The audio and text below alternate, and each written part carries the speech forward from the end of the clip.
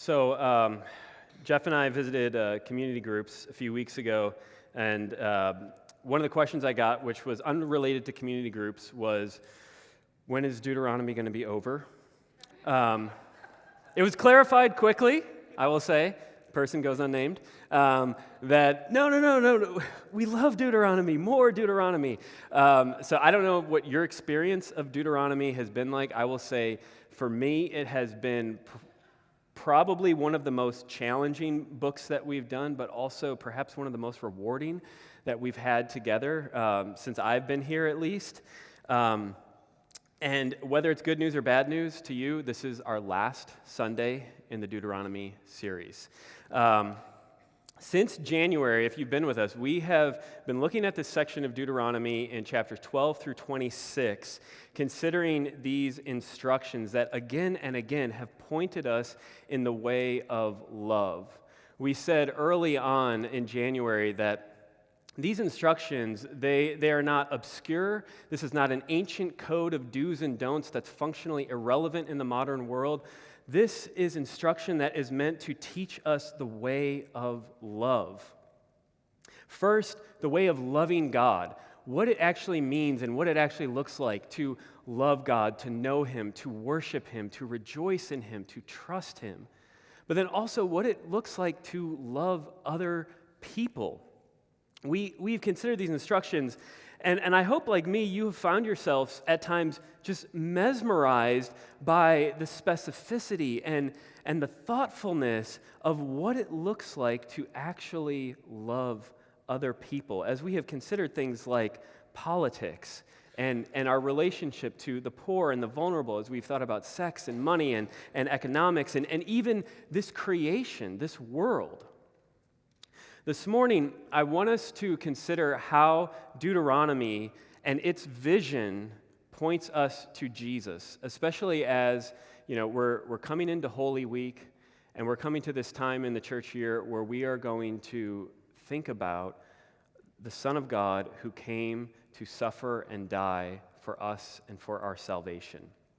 And so to do this morning, I want us to consider four things. What Deuteronomy's vision for life requires, how that is an enormous problem for us, how that vision is fulfilled in Jesus, and what that means for us. So what Deuteronomy's vision for life requires, how it's a problem, how Jesus fulfills it, and then what that means for us. So first, what Deuteronomy's vision for life requires. And here's the question that I'm trying to get us to ask. If we were to live out Deuteronomy's vision for loving God and loving other people, what would that require? And what numerous writers on Deuteronomy point out is that for someone to actually live this way, to live this vision of life, would require sacrificial love. It would require giving up time, money, property, power. It requires self-denial, self-restraint, the willingness to relinquish, to hold all that one has as a gift from God, and therefore not something to cling to, but something to hold with an open hand. The obedient life, as one writer put it, is a life of faithful dying. It is a life of sacrificial love. Let's just think about where we've been in Deuteronomy and see how this is so true, right? You might remember the laws related to the Sabbath command. So Deuteronomy 15, the command to rest, and how it was the responsibility of the community to make sure that all could experience rest. So if someone was poor or had run into hard times, God's people were called to be open-handed. And this was not just, like charity, if you want to do it, great. If you don't, no big deal. No, this was a command. This is what the people were called to. Don't cling to the gifts and privileges that you've been given, but rather hold them with an open hand that others might experience rest. Or related to this, there was that law of release every 7 years, this release that would happen, where someone maybe had run into a hard time and they had to become an indentured servant to pay for, food and to have shelter. But on the seventh year, they were to be released and their debt was to be forgiven. And Deuteronomy specifically anticipates the tension that this will create, because what happens when that law of release is really near, like it's coming up next year, but your brother is in need, and so what you lend him, you're probably not going to get back, and you're probably going to not get enough work to cover your costs. You're probably going to incur some kind of loss. And God says, don't harden your heart, don't shut your hand, be generous, give, and trust me. And really, we could think about every topic basically we've covered, whether we're talking about a vision for sex, that its goal is about building up the household and building up the community rather than focused on individual personal desire and fulfillment. Or whether we're talking about a way of economic life that seeks to bend to the vulnerable rather than privilege the powerful and wealthy. Or whether we're talking about all the instructions that we looked at of what it looks like to care, honor, and love other human beings. What it looks like to help a neighbor who's in need. What it looks like to help the vulnerable. What it looks like to help the runaway slave that is fleeing. And on again. Deuteronomy has shown us that this vision of life is one that is characterized by sacrificial love. It requires sacrificial love. But that's a problem. It's an enormous problem, if we're honest, right? If we know our hearts, why would I give up my power when I could keep it?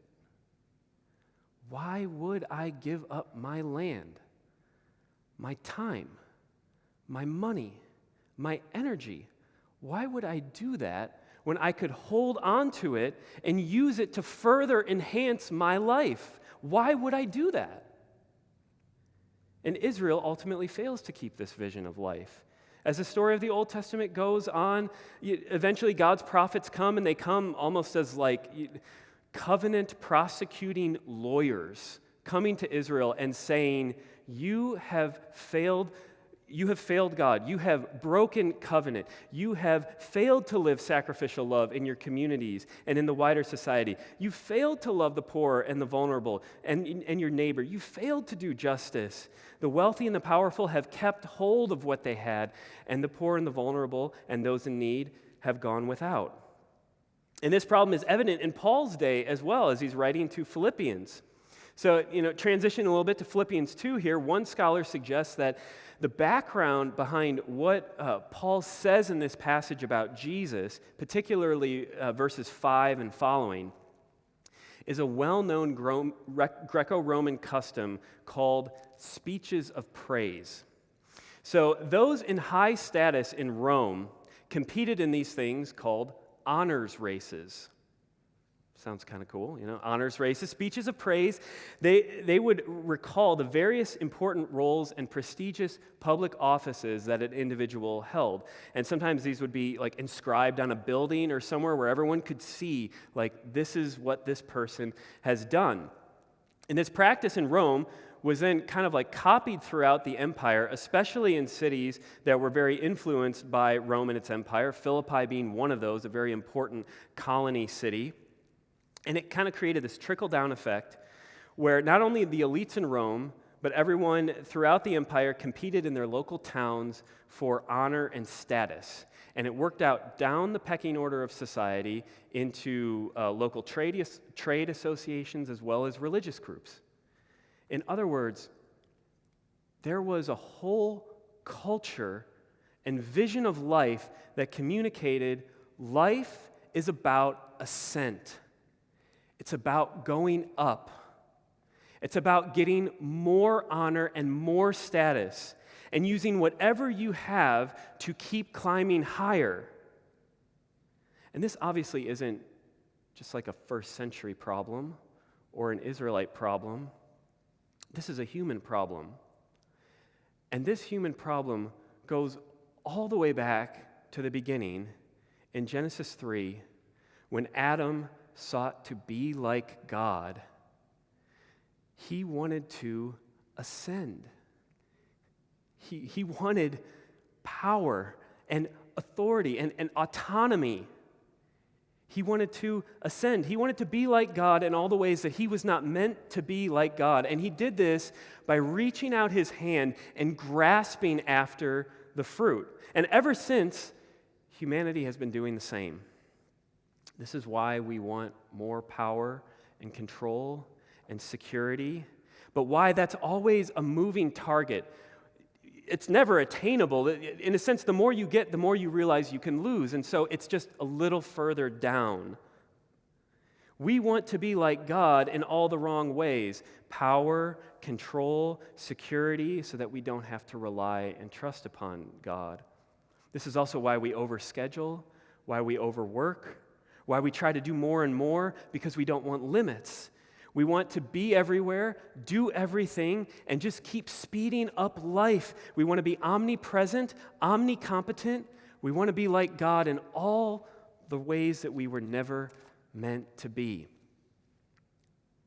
Think about the dream life that you want. When you imagine the good life, is it not some version of ascending? Do you, like me, know that feeling of trying to grasp after more? You feel like you need more, just a little more money, a little more importance, a little more prestige, whatever, a little more whatever. Because your vision of life, because what you imagine to be the highest form of existence possible for you, it's about ascending. This is the very thing that Paul is trying to subvert. He overturns this whole way of thinking in this passage and what he says about Jesus. It's not just that humanity has sinned. It's that our whole ideal about life is wrong.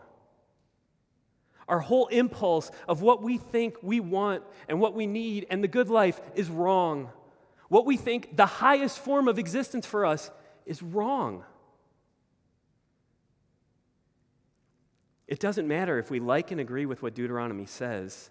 Fallen humanity from Adam on won't live it because it is at odds with what we think the vision of life is. But this is the vision of sacrificial love that we see in Philippians 2 in Jesus. If you don't have the text out, pull it out with me. We're going to look at some of these verses. Look at verse 6. Jesus, before he came into this world as a human being and was given the name Jesus of Nazareth, before that he existed as the eternal Son who was equal with God, being in the form of God.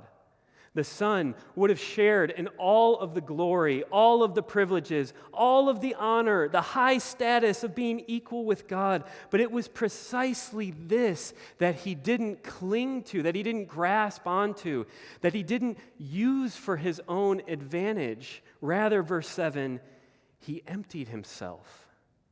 Not meaning that he ceased to be God, but as this passage clearly shows, the emptying meant taking on of a lower status. He descended, as it were, from the high place of status and honor to the low place. Literally, it says, taking the form of a slave. So the one who existed in the form of God, verse 6, takes the form of a slave. The one who existed in the highest place possible descends to the lowest place imaginable. God takes on flesh. The Son takes on humanity. And even here, he descends further, going lower, humbling himself to the point of death, even death on a cross. Death by crucifixion in the ancient world was so terrible, not just because of the agonizing suffering and torturous death that happened to the victim, but because it was the instrument of greatest public shame. The Roman philosopher Cicero said this of crucifixion: "Let the very name of the cross be far away, not only from the body of a Roman citizen, but even from his thoughts, his eyes, his ears." It was the punishment seen as fitting for a slave, for the most wretched of society. One scholar who is trying to explain the significance of these verses writes this: the pre-existent Son regarded equality with God not as excusing him from the task of redemptive suffering and death, but actually as uniquely qualifying him for that vocation, for that calling. The real humiliation of the incarnation and the cross is that it was the one who was God himself and who never during the whole process stopped being God could embrace such a vocation. Right? Think about it. How is it possible that the highest being, the greatest being, could descend so low? The scholar goes on to write, the real emphasis is not simply a new view of Jesus, it is a new understanding of God. Against the age-old attempts of human beings to make God in their own arrogant and self-glorifying image, the cross reveals the truth about what it meant to be God. When you gaze at and consider and think about the cross, the deepest and strongest impression that you are to have is, this is what God is like. He is the God of self-giving love. This past week, I was listening to a Sandra McCracken album. We do a number of her songs here, if you're not familiar with her. This was an album, it was pretty old, it's about 15, 20 years ago.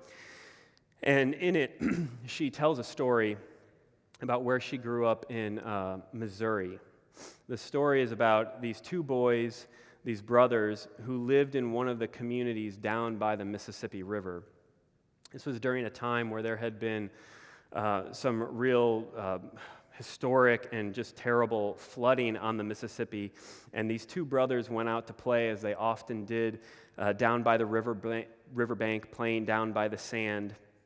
It was in an area where it had been blocked off by sandbags that, had held everything up for years.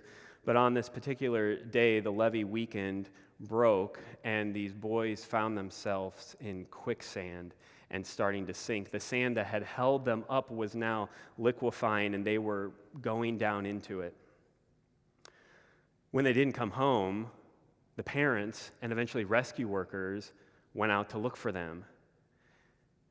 And when they found first the youngest brother, he was barely alive, and he was up to his neck in sand. And they began to dig him out. And they asked, "Where is your brother?" And he said, "I'm standing on his shoulders."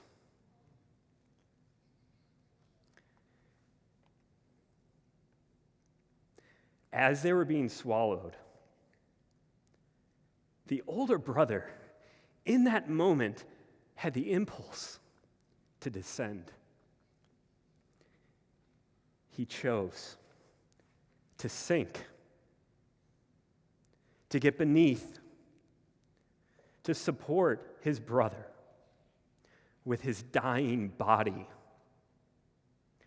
to sacrifice himself, to give his life that his brother might have life.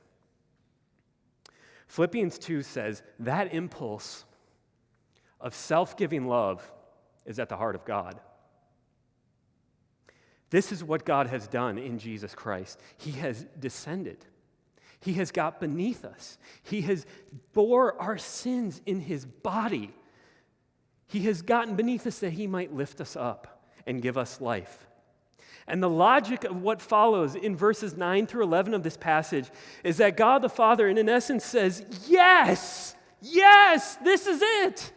This is what it means to be equal with God. This is the true and right expression of divinity. Because self-giving love is at the heart of God. The Son's incarnation, his taking on of flesh, his death and his suffering on the cross, far from being at odds with what it meant to be divine, was the perfect expression of it. What does this mean for us? I will say I think I can honestly say there is not a text that I have ever had to preach that has been more personally challenging to me. And I feel like I am barely scratching the surface of the kind of life that this text calls us to. Because as amazing as this text is and what it tells us about who our God is and what it has done, if you actually look at the wider context, the reason Paul writes what he does is because he wants us to adopt this vision for our lives. 3 times in our text, Paul refers to this way of thinking, this vision for life, what you see in your English text as mind. Verse 2, where Paul writes, "Complete my joy by being of the same mind, having the same love, being in full accord and of one mind." And also in verse 5 where he writes, "Have this mind among yourselves, which is yours in Christ Jesus." He's saying you must develop this way of thinking which is in Jesus, and if you belong to Jesus, is yours through being united to him. This mindset, this vision of life is ours through Jesus, but it is a mindset that has to be cultivated. Because we, like the Philippian believers, live in a world and in a culture that forms us at an intuitional level, at a gut level, that life is about going up. It's about ascent. It's about accomplishing more. It's about climbing further. No, says Paul, would you look at Jesus? If Jesus is equal with God and perfectly expresses what's at God's heart, then that's what life is about. This is the God who created everything, who created the world. Do you want to be like God in all the ways that you're meant to be? Do you want to experience the joy of living in harmony with your Creator? Then cultivate this vision of life, this way of thinking that reflects the self-giving, sacrificial love of God. In a dog-eat-dog world, in a world where so often life is viewed as a zero-sum game, if you win, I lose. If I win, you lose. In a world where self-love and self-expression and pursuing one's ambitions is viewed as just necessary to flourishing if you're going to have a good life, Paul says, do you know anything of the comfort of belonging to Jesus? Do you know anything of his love? Have you experienced the work of the Spirit in your heart? Do you know any of these things? Complete my joy and embrace this same vision for life. Don't look to your own interests. Look to those of others. Look at Jesus Christ. Look at his life. Look at his vision. Practice that because you belong to him. Just a few kind of closing applications, thoughts. Some of you may be in places where life has not turned out the way that you wanted it to or the way that you envisioned it would. You had some vision of being at a certain place, of attaining something, of arriving, and it's just not happened. This vision can transform your life. Because wherever you're at, where can you sacrificially love others? How might you descend and get beneath them to love and support them? It could be maybe your kids, it could be in your family, it could be in your job or in your community or at here at Trinity. In other words, you don't have to ascend for your life to work. Some of us have attained a high level of status and power and means, and that's why we live here. It's not wrong that we're here, but the question is, now that we're here, what are we going to do with it? How will we hold it? Will we grasp it? Will we hold it tightly? Will we use it to climb further and ascend further? Or will we use whatever abilities, whatever power, whatever wealth and means, will we use it not considering it something to be used for our own advantage, but something to be used as a calling to sacrificially love others? If that's you, you don't have to live the anxious existence of always trying to climb higher and always having to get more and more. You can actually be freed to love. As you make decisions this week, this year, and the ongoing years, financial decisions, decisions about jobs and careers, decisions about investing time and energy, all sorts of decisions, what vision is going to guide those decisions? If you have kids, what vision are you going to seek to instill and nurture your kids in? Jesus Christ perfectly lived out and expressed what was at the heart of God, self-giving love. And if that's true, if at the heart of God is self-giving love, and this is the God who made everything, then you will never find what you're looking for in this life until that vision becomes yours. Will you this morning not only receive and rest upon Christ as he's offered to you in the gospel for salvation, but will you receive his vision for life, which is yours through faith in him?